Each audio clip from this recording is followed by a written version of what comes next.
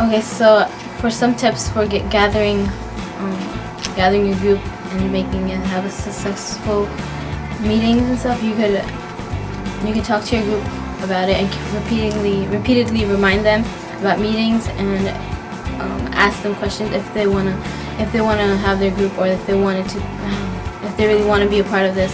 and if they're gonna have to do something to have this happen. If they want to make it, and then that they should really try. And sometimes you're gonna have to sacrifice something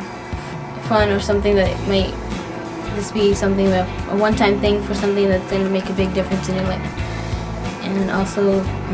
what else helps is giving them incentives to help them, so they don't see that they're forced to do something, only one thing.